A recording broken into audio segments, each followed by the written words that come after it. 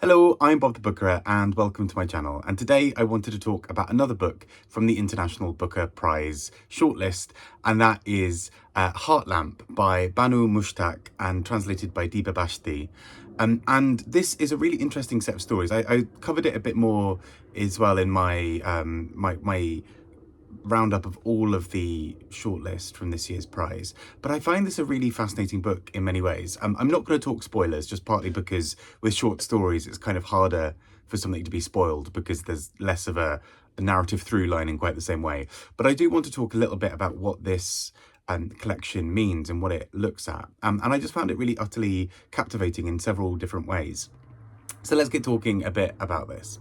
So the book itself is a set of short stories, and particularly 12 short stories focused on the lives of women who are part of Muslim communities in southern India. And I think the book is particularly interesting for how it is able to cover quite a few really important big topics within all of this, in a way that focuses just on these fleeting moments or these small individual decisions that everybody has to make.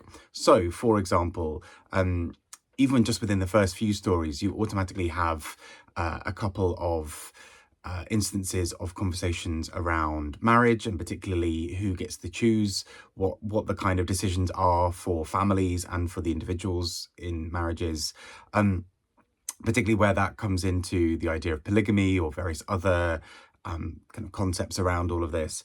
And then also just more broadly about what the expectations are then for the person who is due to get married. And what I think is particularly interesting here is how the book takes that really domestic lens and does something so interesting with it.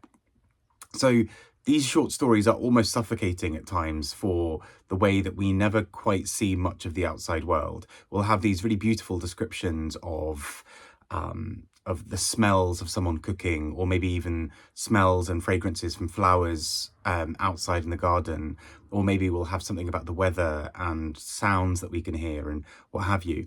But so much of what happens in the world of these stories is really contained within a house or a very domestic sphere as well.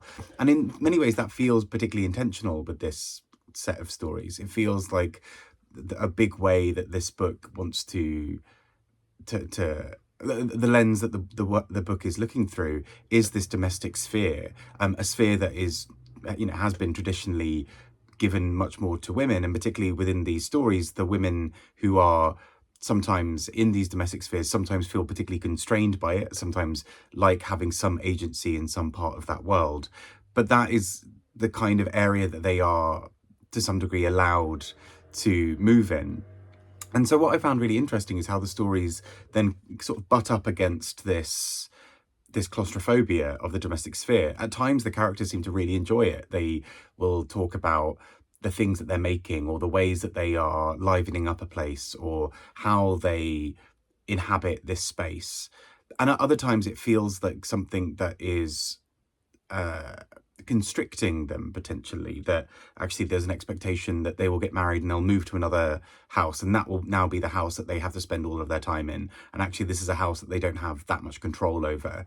Or it might be a setting where there is an expectation that somebody else is going out and it's the boys, they get to go out and do the fun exciting things, and the women in many of these stories don't necessarily have that luxury. And so although you do get these moments of the stories looking outside somewhat, there is an element where this is really focused on the domestic sphere. And I think that's really interesting for that, because I think originally when I was going into it, I couldn't necessarily always see where the stories were connecting and what that thread was. But there's something about the domestic nature of this that I think was really fascinating, because it serves as a location of basically both, to some degree, oppression and constriction, and also of freedom or of agency and of power.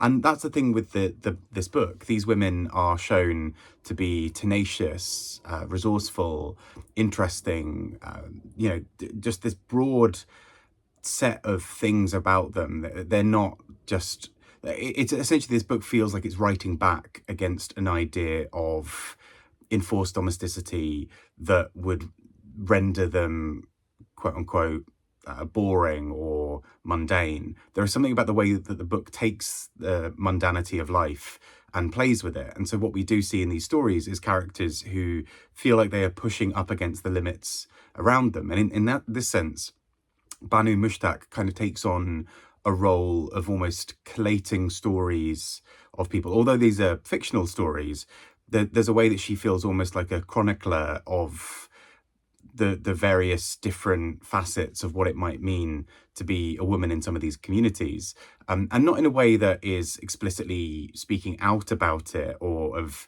shaming, Muslim communities versus other communities, but really trying to investigate what that life might look like on a day-to-day basis, what the joys and moments of levity might be alongside some of the sadder moments or some of the harsher moments, taking also some of the other fascinating things that are going on around them about the domestic sphere and how these women are able to advocate for themselves, and then taking this as a broader view of kind of wider Indian politics. So I think I found this really quite fascinating, which I didn't necessarily expect going in. I sometimes struggle with short story collections, and I found something really interesting about the connective thread between all of these stories, and particularly the way that these women in the books are allowed this really broad and expansive perspective on the various things that go into making up their lives and their worlds as well. So yeah, I really enjoyed it, and I'd love to hear thoughts from other people about how this may be hung together for them as well. But take care and speak to you all very soon. Bye bye.